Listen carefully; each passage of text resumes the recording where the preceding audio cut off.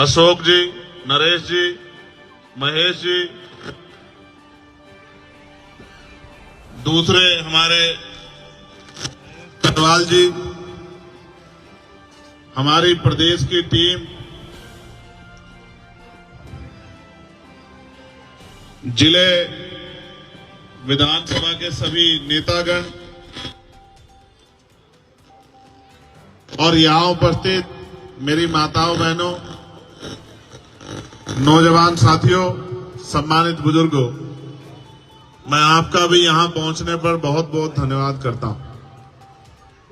और आज आपकी तमन्नाओं के साथ जिस तरह से सूर्य भी चमका है, 2 दिन तो नहीं चमका, 2 दिन तो बहुत घना कोहरा था, लेकिन आज सूर्य भी चमका है, तो इसका मतलब ये आपकी तमन्ना सच्ची थी कि आज हमें अपने कार्यक्रम को सफल बनाना है। इसलिए आपकी सच्ची तमन्नाओं के लिए मैं आपका पुनः धन्यवाद करता हूं। भाई रवि जी, भाई हेलो हेलो हेलो, भाई छोटे भाई कपिल बेदी जी, हेलो, बागड़ी जी, और अगर कोई साथी छूट गया हो तो भाई मुझ में ऐड कर लेना। हमारी 2 महिला नेता, हमारी दोनों बहनें पीछे बैठी हैं, उनका भी, सतपाल साहब का, सबका धन्यवाद। मंडावली की महान जनता का धन्यवाद। इस कार्यक्रम के ऑर्गेनाइजर भाई गुलशन जी, कुशल जी, नवीन जी, दीपक गहलोत जी, रजिक जी, संजय बोध जी, वैद जी, प्रदीप कोरी जी, अश्वनी कोरी जी, विजय भाई पुष्कर जी, राजकुमार जी, राजेश कश्यप जी, ओमपाल जी, राहुल जाटव जी, अरुण जी, रोहित गहलोत जी, निवेश बेनीवाल जी, महेश जाटव जी, रवि रजक जी, दिलीप जाटव जी, जितेंद्र जीतू जी, ब्रजेश कुमार जी, हर्ष गहलोत जी, सुमित गहलोत जी, आशु गहलोत जी, राकेश बुंदेलखंडी जी, और भाई अनिल साहब, अनिल जी उर्फ अन्नी जी, छोटे भाई अंजनी जी, मंगल पहलवान जी, सन्नी भाई, इनका भी मैं बहुत बहुत धन्यवाद करता हूं। मैं यहां जेल से छूटने के बाद जब आया तो इसी मंडावली के ग्राउंड में आया। यहां एक ग्राउंड है, और ये जो परिवार जिसकी जोड़ी की बात कर रहे थे, हमारे बहुजन सिंगर मेहरा जी, इसी परिवार ने यहां साए की तरह मुझे इस लड़ाई को लड़ने में छांव दी और मदद की। इस परिवार का मेरे ऊपर ऋण है, मैं उसको कभी जिंदगी भर नहीं भूल सकता हूं, क्योंकि छोटी छोटी लड़ाई लड़कर ही बड़ी लड़ाई लड़ी जा सकती है। आज ये लड़ाई काफी आगे बढ़ गई है। दिल्ली में विधानसभा का चुनाव है। दिल्ली चुनाव पे भी मुझे आपसे बात रखनी है। इसके बाद एक कार्यक्रम और है, उस कार्यक्रम में भी हमें पहुंचना है। उधर सामने बहुत सारे सज्जन पुरुष जो हैं, जो नौकरी से रिटायर हुए हैं, उनके आसपास के साथी भी मुझे अशोक जी और दिख रहे हैं। हम महापुरुषों को पूजते तो बहुत हैं, लेकिन उनके दिखाए रास्ते पे कम चलते हैं। अगर हम महापुरुषों को पूजने के साथ उनके दिखाए रास्ते पे चलना शुरू कर दें, तो शायद हमें किसी परेशानी के लिए किसी के आगे हाथ ना फैलाना पड़े, क्योंकि डॉक्टर बाबा साहब अम्बेडकर भारतीय संविधान में इस तरह की व्यवस्था कर गए हैं कि जो आदमी गरीबी, बेबसी, लाचारी और बहुत बुरी हालात में पैदा हुआ है, वो भी आगे बढ़ के प्रदेश और देश में अपना अपने क्षेत्र का नाम भी रोशन कर सकता है, क्षेत्र की, प्रदेश की, देश की सेवा भी कर सकता है और लोगों की जिंदगी भी बदल सकता है। इसके उदाहरण के लिए आपको कहीं और जाने की जरूरत नहीं है। इसका जीता जागता उदाहरण मैं चंद्रशेखर आजाद आपके सामने हूं। हमने दिल्ली में बहुत सारे आंदोलन किए, लड़ाइयां लड़ी। जितनी हमारी उम्र भी नहीं है उससे ज्यादा, कई गुना ज्यादा आंदोलन देश के स्तर पे हम लोगों ने किए। और आंदोलन सिर्फ जनता की भलाई के लिए, अपने व्यक्तिगत किसी भले के लिए शायद कोई आंदोलन ना किया। ये संघर्ष का एक पहलू है। लेकिन जैसे मैंने कहा कि उदाहरण के तौर पे आप मुझे देख सकते हैं, तो उसका उदाहरण ये है कि 1 साल पहले हम लोग सड़कों पर थे। हर आंदोलन में शामिल होकर लोगों को न्याय दिलाने का काम करते थे। और जब हम आंदोलन करने जाते थे तो कभी पुलिस हमें घर पर अरेस्ट कर देती थी, कभी किसी जगह पर अरेस्ट कर देती थी, कभी बैरिकेडिंग लगा देती थी। और 1 साल पहले हमने अपनी कोर कमेटी के साथियों के साथ संकल्प किया। ये संकल्प तो मैंने 6 दिसंबर 2020 को भी किया था, लेकिन तब पार्लियामेंट का चुनाव जा चुका था कि इस बार इस संसद के दरवाजे खुलेंगे तो इसमें एक कदम आजाद समाज पार्टी और भीम आर्मी का भी रखा जाएगा। और जब इस बार 24 में दरवाजे खुले तो जो कमिटमेंट हम लोगों ने किया था अपने साथियों से, उस कमिटमेंट को आगे बढ़ाने का काम हमने किया। क्योंकि हम लोग उत्तर प्रदेश में 2 ही सीटों पर चुनाव लड़े थे। 1 सीट पर हमने चुनाव में जीत हासिल की और दूसरी सीट पर हमें 80,000 से ज्यादा वोट मिले। मैं ये बात आपको इसलिए कह रहा हूं कि कल तक जिनकी सुनवाई नहीं होती थी, आज भारतीय संविधान में जो संवैधानिक शक्ति हमें दी है, उस शक्ति के आधार पे जो कल तक दूसरों के लिए न्याय मांगता था, आज उसकी कलम में इतनी काम कर सकता है, न्याय दे भी सकता है। ये छलांग बाबा साहब अम्बेडकर के संविधान ने शक्ति के रूप में हमें दी। कल तक हम लोगों से मांग करते थे कि इस क्षेत्र में काम करा दो। आज संवैधानिक शक्ति की वजह से एमपी बजट हमारे पास है कि हम अपने क्षेत्र में जिस गली सड़क को देखते हैं कि इस गली सड़क के बुरे हाल हैं, तो चंद मिनटों में अपने क्षेत्र के अधिकारियों को कह के अपने बजट से उस सड़क को बनाने का प्रस्ताव जो है पारित करते हैं। और 1-1.5 महीने के अंदर वो सड़क, जहां गारा, मिट्टी, कीचड़, गंदगी परेशानियां होती है, वो इस तरह की बनकर खड़ी हो जाती है कि उस सड़क पर चलते हुए आदमी, जूते भी ना हो तो नंगे पैर चलते हुए अपने आप को अच्छा महसूस करता है कि हमारी सड़क अच्छी है। ये अवसर अगर पैदा हुए हैं तो ये संवैधानिक शक्ति इसके आधार पे पैदा हुए। जैसे पढ़ लिखकर हम लोग, अगर हमारे दादा परदादा गांव में खेती किसानी, मजदूरी, सफाई का काम या और भी कोई काम जिसको कर कर अपना जीवन गुजर बसर करते थे, लेकिन आज इस देश में संविधान की वजह से अवसर है कि एक किसान, मजदूर, गरीब परिवार का बेटा भी पढ़ लिखकर डॉक्टर, इंजीनियर, आईएएस, आईपीएस, वकील, जज बन सकता है। आज अगर झोपड़ियों से निकल के ये महलों तक का सफर तय हुआ है तो ये बाबा साहब अम्बेडकर के 4-4 बच्चों की कुर्बानियां और भारतीय संविधान में जो अधिकार शक्ति हमें मिली है, ये उसी की वजह से संभव हो पाया। लेकिन मैं ये सोचता हूं, एक डॉक्टर, इंजीनियर, आईएएस, आईपीएस बनने के लिए तो कई साल मेहनत करनी पड़ती है, 10-12 घंटे खर्च करने पड़ते हैं, ये तो मेहनत का काम। और लोकतंत्र जब नहीं था, राजतंत्र था, तो राजतंत्र में तो उससे भी कठिन था।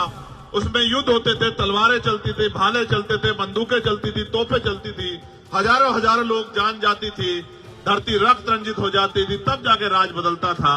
अब तो बाबा साहब अम्बेडकर के आशीर्वाद से पहले बैलेट का बटन दबा, बैलेट में मोहर लगाकर, और अब ईवीएम का बटन दबाकर आप इस राजकाज को बदल सकते हैं। कितना आसान कर दिया। लेकिन जैसे मैंने कहा कि पहले युद्ध करने के लिए तलवार चलानी सीखनी पड़ती थी, भाला चलाना सीखना पड़ता था, बंदूक सीखनी पड़ती थी, बंदूक खरीदनी पड़ती थी, तलवार खरीदनी पड़ती थी, तोप खरीदनी पड़ती थी। अब तो कुछ भी नहीं खरीदना, अब तो बस अपनी उंगली को इतना तैयार करना है कि जिस बटन को दबाकर हमें शक्ति मिलती है उसी बटन को दबाना, बस दूसरा बटन नहीं दबाना। इतना छोटा सा काम। हमारे महान पुरुषों ने तो ये भी कहा कि राजनीति में हिस्सेदारी नहीं करोगे तो उसका सबसे बड़ा नुकसान ये होगा, उसका सबसे बड़ा दंड ये होगा कि अयोग्य लोग आपके ऊपर शासन करेंगे। हमारे लोगों ने इस बात को नहीं समझा, नहीं समझा। हमारे लोगों ने राजनीतिक शक्ति दूसरे लोगों के हाथ में दे दी और इंतजार करते रहे कि ये हमारी जिंदगी बदलेंगे। इसी का खामियाजा हम लोगों को भुगतना पड़ा। मैं आपसे कहना चाहता हूं, जो बहुत दिन पहले डॉक्टर बाबा साहब अम्बेडकर कह के गए थे कि political power is the master की, राजनीतिक सत्ता वो चाबी है जो आपकी सारी परेशानियों का हल कर सकती है। राजनीतिक सत्ता वो सुनहरी चाबी है जो आपकी सारी परेशानियों का रास्ता खोलकर आपकी जिंदगी को आसान कर सकती है। लेकिन हम लोगों ने इस बात को नहीं समझा और जहां जहां समझा वहां हमारे दुख तकलीफें भी खत्म हुई और हमें ताकत भी मिली। लेकिन नौजवानों में तो भीम आर्मी आजाद समाज पार्टी के साथियों ने संघर्ष करके ये भावना पैदा कर दी है कि अब वो कोई और बटन नहीं दबाना चाहते, वो अपनी मुक्ति का, अपने लिए शक्ति का बटन, आजाद समाज पार्टी का बटन दबाना चाहते हैं। ये भावना नौजवानों में तो भीम आर्मी आजाद समाज पार्टी के संघर्ष से पैदा हो गई। आज ये देखो, जो बड़ी बड़ी पार्टियां कभी जाती नहीं थी, जिनके पीछे खड़े होकर लोग राजनीति करते थे, हमने पिछले 7-8 साल से संघर्ष करके एक नया ट्रेंड बनाया है कि अगर आज कहीं कोई घटना होती है तो सारी पार्टी भागने का कोशिश करती है कि जाओ जाके दुख तकलीफें दूर करो। मैं कुछ घटनाएं रख देता हूं। हाथरस की घटना हुई, कोई जाने को राजी नहीं था। मैंने और हिमांशु जी ने मोर्चा लिया कि हम लोग हाथरस चलेंगे। हम लोग हाथरस के परिवार से विकट परिस्थितियों में मिलने गए। मोर्चा लगाया गया कि पुलिस को किस तरह से, पुलिस की आंखों से बच के जाना है, और मोर्चा सफल भी हुआ। जब यहां पकड़े गए टोल पर छजारसी के, तो पुलिस के पकड़ने से पहले सरकारी बस में चले गई। सरकारी बस को घेरने से पहले कपिल जी के जरिए मोटरसाइकिल के रास्ते अलीगढ़ चले गए, और अलीगढ़ में जब मुख्य द्वार पर पुलिस खड़ी थी तो दीवारें को टाप के पिछले दरवाजे से अस्पताल चले गए।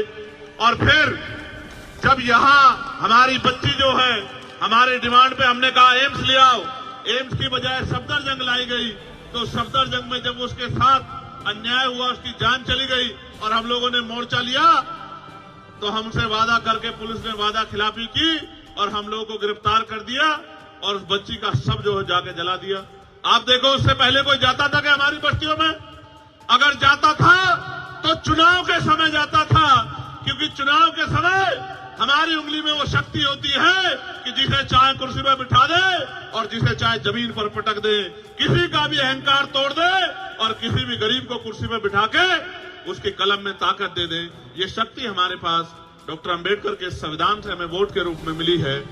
तो जाते तो थे लोग, लेकिन तब जाते थे जब हमारी जरूरत उनको होती थी, जब उनकी जरूरत हमें होती थी तो हमसे मुंह फेर लेते थे। ये ट्रेंड अगर आज बदला है, चाहे संभल का मामला हो, चाहे हाथरस का मामला हो, और चाहे यही मैं नागल की गवाही देता हूं कि जब नागल में 9 साल की हमारी बच्ची पर जुल्म हुआ तो किसी की आंखों में आंसू नहीं आए।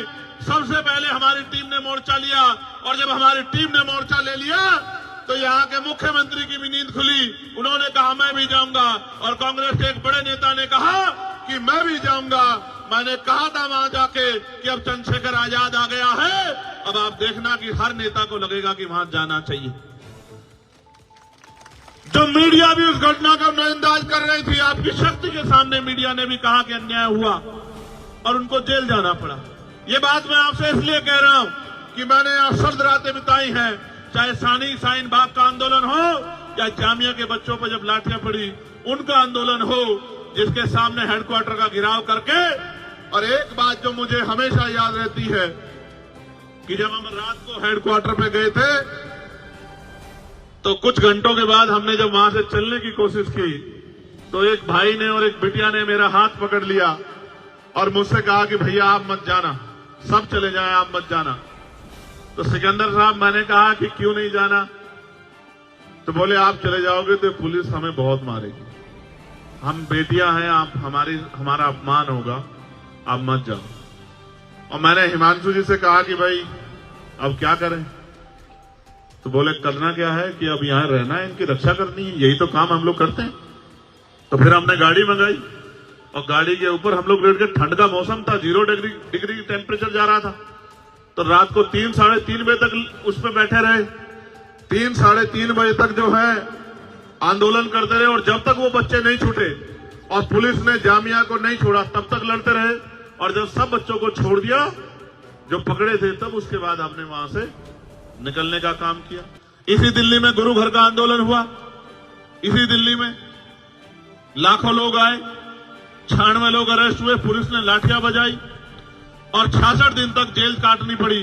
और पहली बार ऐसा हुआ 2 अप्रैल 2018 के बाद कि सुप्रीम कोर्ट को अपना फैसला वापस लेना पड़ा और गुरु घर की उस जमीन को खाली करनी पड़ी, जिस जमीन को उन्होंने कह दिया था कि जमीन आपको नहीं मिलेगी। उस जमीन का भी आंदोलन लड़ा। वो हमारी गुरु घर की जमीन है, हमारे लिए वो शक्ति स्थल से कम नहीं है। हमने यहां जमा मस्जिद का आंदोलन भी लड़ा। सब लोग कहने लगे कि साहब छोड़ दो, पुलिस गिरफ्तार करेगी। तो मैंने कहा गिरफ्तार करेगी तो कहां ले जाएगी? जेल ही तो ले जाएगी, इसके अलावा कहां ले जाएगी? तो जेल गए, अब जेल गए, लाठियां भी खानी पड़ी। अब पुलिस सरकार की होती है। अभी केंद्र में हम लोग नहीं है, यहाँ की पुलिस केंद्र सरकार के अधीन है। जिस दिन हम लोग केंद्र में होंगे तो वो बेचारे हमारे हिसाब से काम करेंगे। तो बहुत नुकसान उठाना पड़ा, जेलें काटनी पड़ी निर्दोष होते हुए। पुलिस से कोर्ट ने पूछा कि बताओ चंद्रशेखर का अपराध क्या है? वो तो वकील आदमी है। तो उन्होंने कहा साहब इन्होंने भड़काऊ भाषण दिया। कि भड़काऊ भाषण क्या था, दिखाओ। अब क्या कहा था? कुछ नहीं, मैंने वहां कहा कि प्रस्तावना संविधान की पढ़ रहे हैं कि ये संवैधानिक देश है और इसमें सभी के बराबर के अधिकार हैं, संविधान की प्रस्तावना ये कहती है। तो उन्होंने कहा साहब भड़काऊ भाषण कहा, सुनाओ। तो सुनाने कुछ था नहीं, कहा साहब रिकॉर्ड नहीं कर पाए। बोले ये दिल्ली की पुलिस है, देश की राजधानी की इतनी हाईटेक पुलिस, ये रिकॉर्ड नहीं कर पाई तो कौन रिकॉर्ड कर पाएगा?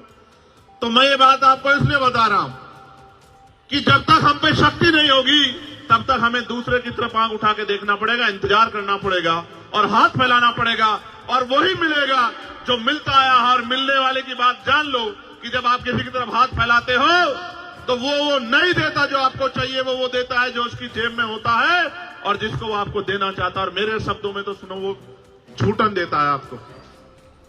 आपकी इच्छा होती है 1 रुपए की तो वो 5 पैसे देता है, 10 पैसे देता है।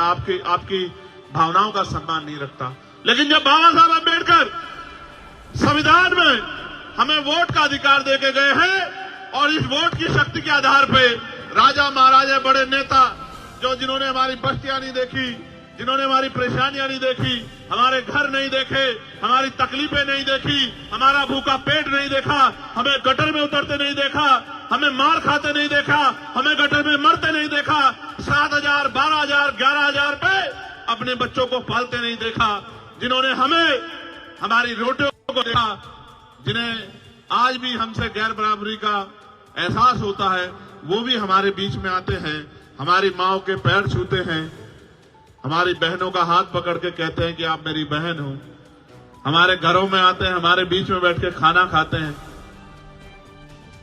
हमारे गिलास में पानी पीते हैं। कभी कभी गिलास अपना ले आते हैं लेकिन पानी पीते हैं, बर्तन अपने ले आते हैं, खाना अपना ले आते हैं, हमारे बीच में बैठ के खाते हैं। ये साबित करने की कोशिश करते हैं कि हम आपके हितैषी हैं। लेकिन जब आप पे जुल्म होता है, जब आपके अधिकार छीनते हैं, जब आप कहते हो कि ठेका नहीं होना चाहिए, संविदा नहीं होनी चाहिए, पक्की नौकरी होनी चाहिए जो संविधान कहता है, समान काम समान वेतन होना चाहिए, तो तब वो सब लोग घर भाग जाते हैं। मैं घटना और बताता हूं। कोरोना काल में मुख्यमंत्री जी ने घोषणा की कि हर कोरोना वॉरियर को 1 करोड़ रुपए मिलेगा। क्यों भाई, यही थी ना घोषणा। एक हमारा सफाई कर्मचारी भाई जिसका जीवन खत्म हो गया, उसके परिवार के पास हम गए। हमने कहा भाई मोर्चा निकलेगा। अब मोर्चे से बड़ी डरती है सरकार। मोर्चा निकलेगा, घोषणा हुई तो सरकार के लोगों ने बुला लिया। हमने उसको वादा किया कि एक नौकरी दिलाएंगे और 1 करोड़ रुपया दिलाएंगे जो आपका अधिकार बैठता है। सरकार ने उनको नौकरी दे दी चुपचाप और 10 लाख रुपए दे दिए और उससे कहा कि चुप हो जाओ, घर में जाके बैठ जाओ। हमने इनसे कहा कि मोर्चा निकालेंगे चलो, तो बोले वो तो लड़ ही नहीं रहे। तो मैंने कहा क्यों नहीं लड़ रहे हैं? उन्होंने बताया कि ऐसा ऐसा हो गया। तो मैंने कहा बताओ कि अपना 90 लाख रुपए खो दिया उसने। बोले ये मिल गया, ये भी बहुत है, आपके जाने से ये मिल गया। यही दिल्ली में नए साल पे एक बेटी को घसीटा गया था, आपको याद होगा, 10-11 किलोमीटर बवाना में। उसके परिवार के साथ जाके उसके ऊपर हुए जुल्म की लड़ाई हम लोगों ने लड़ने का काम किया। तो हमने कोशिश की आपकी आवाज बनने की। अब आप कोशिश करो हमें ताकत देने की। अगर आपने ये कोशिश कर ली, भाई सेंसर वहां खड़े हैं, मैं जिम्मेदारी से कह रहा हूं, अगर आपने ये कोशिश कर ली और अगर आपने एक मौका बड़े पैमाने पे नहीं छोटे पैमाने पे भी आजाद समाज पार्टी को दे दिया, भीम आर्मी को दे दिया, तो आप याद रखना, जब मैं अपने यहाँ चुनाव लड़ रहा था मुझसे कहते थे क्या करेगा अकेला चंद्रशेखर, तो मैंने कहा था कि डॉक्टर अंबेडकर भी अकेले थे, मान्यवर काशीराम साहब भी अकेले थे और चंद्रशेखर भी अकेला। एक मौका मिलने दे तो बताऊंगा पार्लियामेंट में, अगर इस नीले पटके वाले ने अपनी अलग पहचान ना बनाई तब आप कहना। और आज आप देखो कि पार्लियामेंट जब चलती है, मैं आसिया गया, इटली गया, मैंने एक संकल्प किया था पूरा करने का। हमारे धर्मगुरु हैं संत रामानंद जी महाराज जो शहीद हो गए थे, उनकी उस धरती पे जाके नमन करने का मैंने संकल्प लिया था। मैं वहां गया, वहां की बहनों माओ से मिला, सोच रहा था क्या जानती होंगी मुझे, तो बोलती है कि भाई हम अपने फोन में सनसेट टीवी देखती रहती है कि कब हमारा भाई पार्लियामेंट में हमारे लिए बोले। आप ये बताओ, आप भी सुनते होंगे और बहुत सारे लोग तो ये कहते हैं कि हमने पार्लियामेंट टीवी को इसीलिए यूट्यूब पे सब्सक्राइब किया है कि हमारा भाई वहां बोलता है, हम उसको सुनते हैं। आप ये देखो, भोजन माता, आशा, आंगनबाड़ी, सफाई कर्मचारी, ठेके पे कर्मचारी, सरकारी कर्मचारी, दिल्ली सिविल डिफेंस वाले, कोई ऐसा पुलिस के लोग, दिल्ली पुलिस हो चाहे देश की पुलिस हो, उनके मॉडर्नाइजेशन की बात, होमगार्ड की, ग्राम के चौकीदार की, सब लोगों की बात, नौजवानों की बात, रोजगार की बात, महंगाई पे मार की बात जो जनता पे पड़ रही है, सारी आवाज हमने पार्लियामेंट में उठाने का काम किया। और आज ये हालत है कि कल तक कोई जो जय भीम नहीं बोलता था, अब मैं पार्लियामेंट में जाता हूं तो ऐसा लगता है सारे जय भीम वाले हो गए, इधर वाले भी और इधर वाले भी। एक दिन तो मैं गया, अभी एक विवाद हुआ तो मैं गया तो वहां के कर्मचारी आए मेरे पास, मैं अंदर बैठा कुछ लिख रहा था, बोले आज तो आपकी पार्टी के बहुत सारे सांसद आए हैं। तो मैंने कहा कि यार अभी तो चुनाव भी नहीं हुआ, सांसद कहां से बन गए बहुत सारे? तो बोले बहुत सारे लोग नीला पटका पहन के घूम रहे हैं। तो मैंने कहा नीला पटका पहन के तो बहुत लोग आएंगे, जय भीम का नारा भी बहुत लोग लगाएंगे, लेकिन जब आपको जरूरत होगी और आपकी तरफ आंख उठेगी और आपके अधिकारों पे हमला होगा तो सिर्फ भीम आर्मी और आजाद समाज पार्टी आएगा। वही असली नीले वाला है, वही असली नीले को आगे बढ़ाने वाला है। तो मैं बस आपसे कहना चाहता हूं, अब तक आपने सबको मौका दिया, सबका हाथ पकड़ा, सबको आगे बढ़ाया, सबकी आवाज आप बने, सब पे भरोसा किया। एक मौका आपको हमारे इन काम करने वाले साथियों को भी देना चाहिए। और अगर आपने एक मौका इनको दे दिया, मैं आपको लिख के देता हूं कि ना फिर आपको किसी और झंडे की जरूरत पड़ेगी, ना डंडे की जरूरत पड़ेगी, ना नेता की जरूरत पड़ेगी, क्योंकि नेता मां के पेट से जन्म नहीं लेते, नेता संघर्ष से पैदा होते हैं। और भीम आर्मी ने संघर्ष करके नेता तैयार किए हैं, जिनको कल तक नकारा जाता था, आज उनको बड़े बड़े नेता फोन करके कहते हैं कि हम पे अपना आशीर्वाद बना के रखना। मैं बस आपसे कहना चाहता हूं, अच्छी बात यह है कि मेरे लोकसभा क्षेत्र के भी बहुत सारे लोग जो नगीना छोड़ के आ गए, वो भी मुझे रास्ते में मिले, वो भी यहां रहते हैं। अब उन पे तो मुझे भरोसा है कि वो मेरा साथ छोड़ ही नहीं सकते। मैं यहां से नगीना के साथियों का भी धन्यवाद देता हूं और मैं आपसे ये भी कहना चाहता हूं बहुत जिम्मेदारी के साथ कि सड़कों की लड़ाई हम लड़ते रहेंगे, इसका उदाहरण यह है कि 1 तारीख को हम भीमा कोरेगांव गए, 2 तारीख को परभनी में जो हिंसा हुई उन हिंसा के परिवारों से मिले, 3 तारीख को बागपत में जो जुल्म हुआ, जिस बच्चे ने पार्लियामेंट के सामने आके सुसाइड कर लिया क्योंकि उसको न्याय नहीं मिल रहा था, वहां की भाजपा सरकार कहती है इन सबके साथ सबके विकास की बात करते हैं, लेकिन जब हमारे लोगों पे जुल्म होता है तो विकास भी गायब हो जाता है और सबका साथ भी खत्म हो जाता है। उनको न्याय नहीं मिलता, 3-3 साल पार्लियामेंट के सामने आके उस बच्चे ने आपको आग लगा ली और 70% जल गया और अस्पताल में उसने दम तोड़ दिया। आखिरी लाइन उसकी ये थी कि मेरा भाई मुझको न्याय दिलाएगा। तकलीफ होती है, दर्द होता है कि उतनी शक्ति नहीं है, लेकिन मैं आपसे कह रहा हूं, अभी मैं परभनी गया, वहां सोमनाथ सूर्यवंशी की पीट पीट के पुलिस ने हत्या कर दी और उसके गम में हमारे एक नेता वोकाड़े साहब उस दुनिया में नहीं रहे, महिलाओं को पीटा, नौजवानों को पीटा, बहनों को पीटा, घर में घुस के बच्चियों को पीटा सरकार के इशारे पे। तो हमने कहा 17 से मोर्चा निकलेगा। आप शक्ति देखो किसे कहते हैं। मैंने कहा 17 से पैदल मोर्चा निकलेगा परभनी से और मुंबई मंत्रालय तक। तो कल चीफ मिनिस्टर के यहां से फोन पहुंच गया कि 6 तारीख को, मैं झूठ नहीं बोलता, आप पता करा लेना, 6 तारीख को दोनों परिवारों को मुख्यमंत्री ने बुलाया है कि मुख्यमंत्री जिनसे मिलना चाहते। इतनी शक्ति का निर्माण आज आपने पूरे भारत में कर लिया है कि आपकी एक आवाज पे सरकारों को सोचना पड़ता है। आप ये सोचो, ये तो तब है जब अभी संवैधानिक शक्ति उस पैमाने पे नहीं है। आप ये सोचो जिस दिन संवैधानिक शक्ति होगी। और उत्तर प्रदेश में तो मैं चैलेंज करके कहता हूं, जिस तरह की मेहनत उत्तर प्रदेश के साथी कर रहे हैं, 27 के चुनाव में हम वहां की सत्ता आपके चरणों में लाकर रख देंगे। इस बात का भी मैं आपको विश्वास दिलाता हूं। लेकिन मैं आपसे कहना चाहता हूं कि आपका आशीर्वाद भी हमें मिलना चाहिए। मिलना चाहिए, नहीं मिलना चाहिए?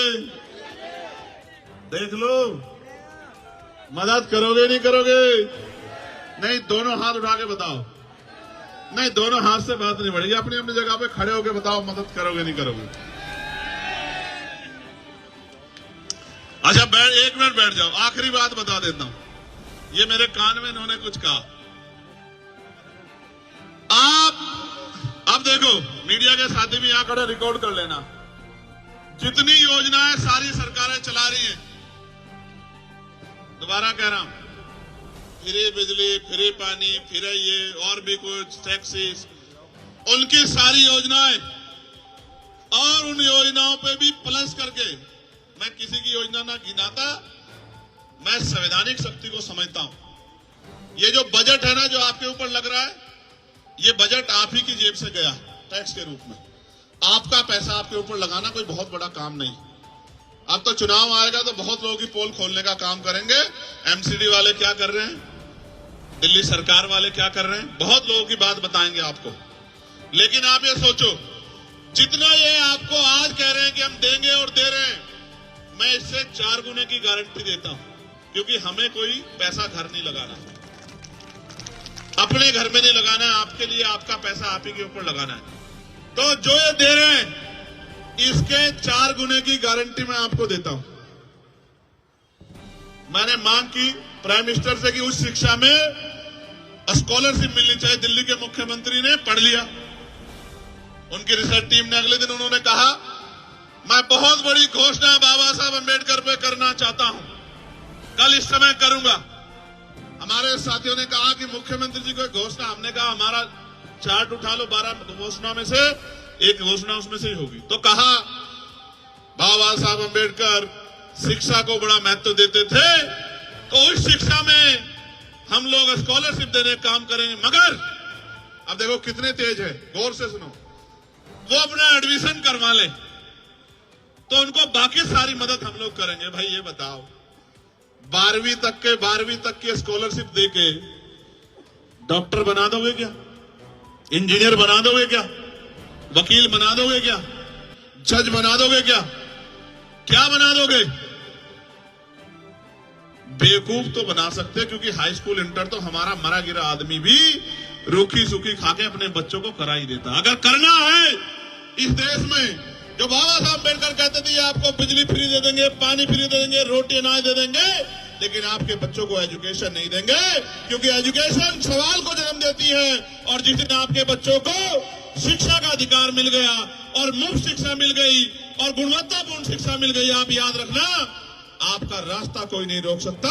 इसका उदाहरण डॉक्टर बाबा साहब अंबेडकर है कि ये ना चाहते हुए भी बाबा साहब अंबेडकर संविधान सभा में भी गए और कानून मंत्री भी बने। इसलिए मैं आपको कहना चाहता हूं, मैंने पार्लियामेंट में कहा था कि समान शिक्षा पॉलिसी लागू कर दो। मैं सत्ता पक्ष को भी कह रहा हूं, विपक्ष को भी, अगर आप इतने अच्छे हो तो करो समान पॉलिसी लागू। अगर समान शिक्षा पॉलिसी लागू, अगर बाबा साहब अंबेडकर को नेता मानते हो, बाबा साहब अंबेडकर की बात को मानते हो, समान हेल्थ पॉलिसी लागू करो कि गरीबों का इलाज भी, क्या तो सारे प्राइवेट स्कूल अस्पताल गरीबों के लिए भी खुले मुफ्त में, या सबका इलाज सरकारी अस्पताल में हो और इलाज बेहतर से बेहतर होना चाहिए कि पैसे की कमी कारण किसी की जान ना जाए। होना यह चाहिए कि गरीब के बच्चे को एजुकेशन वो कभी तक ले, गुणवत्तापूर्ण एजुकेशन, और वो इतने कम दामों में मिलनी चाहिए किसी की जेब ना कटे। हमने तो देखा अपने आप से कि बड़े स्कूलों में, प्राइवेट में हमारे लोग हिम्मत करके भेजते हैं। मेरी माएं पेट पे कपड़ा बांध लेती हैं, एक टाइम का भोजन काट के अपने बच्चों को पढ़ाती, क्योंकि बाबा साहब क्या कह गए थे।